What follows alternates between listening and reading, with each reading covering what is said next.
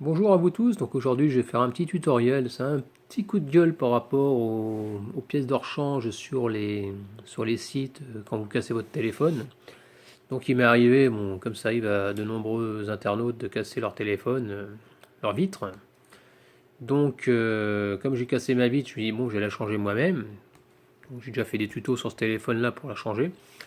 Donc c'est très simple, bah, vous décollez votre vitre. Et en décollant, ce qui se passe souvent c'est comme il y a du double face derrière, on peut mettre, il y a un peu de colle qui déborde un peu sur votre écran LCD.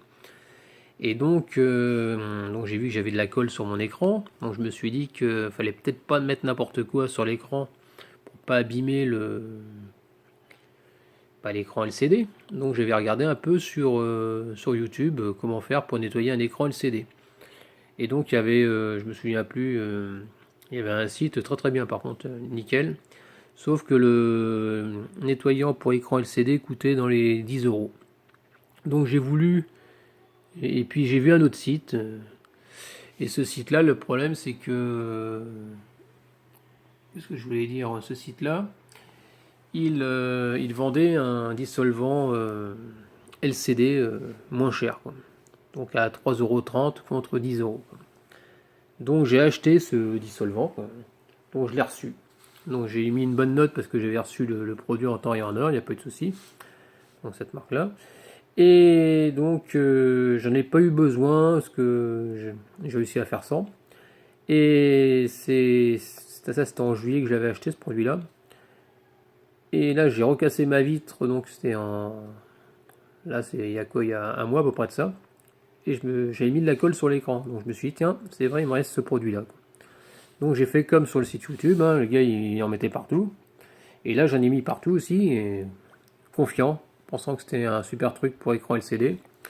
Bah voilà le résultat, quoi. Comme on peut voir, ça m'a carrément bouffé l'écran. Donc là, il n'y a plus rien à faire, l'écran il est mort.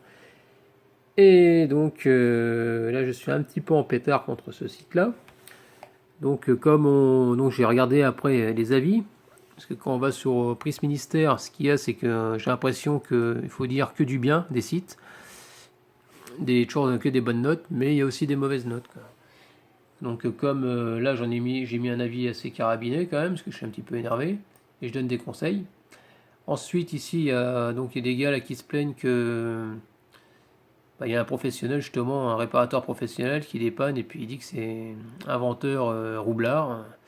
Il y en a d'autres qui achètent des batteries vendues comme des batteries pardon, d'origine apparemment originale, mais apparemment elles sont pas originales. Elles sont, bah, en gros, ce sont des vieilles batteries en gros, hein.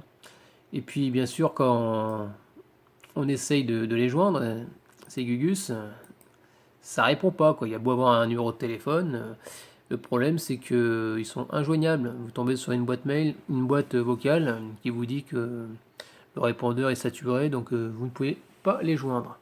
Et quand vous regardez sur leur site, il n'y a aucune adresse mail, on peut rien faire.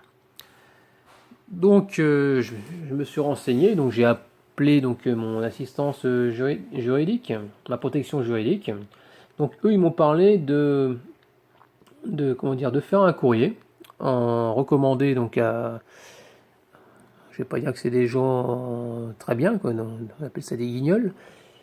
Donc il faut faire euh, il faut faire comment dire, utiliser l'article 1245 du Code civil. Donc ça c'est pour par rapport au vendeur, comme quoi sa responsabilité est engagée par rapport au produit qu'il a vendu, qui est défectueux. Et si vous avez le nom du producteur, de celui qui fournit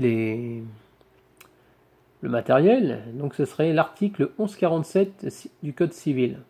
Donc là, ce serait la responsabilité contractuelle. Donc voilà pour ça. Et donc, si vous avez une protection juridique, donc c'est très bien. Dans ce cas-là, une fois que vous avez envoyé votre recommandé et que vous n'avez pas de retour, vous faites appel à votre protection juridique qui rentrera en action. Et vous aurez lien de cause. Donc je vous invite à pas vous faire avoir, et surtout pour pas vous faire avoir, évitez, c'est un conseil. Voilà pour ce petit coup de gueule, et puis je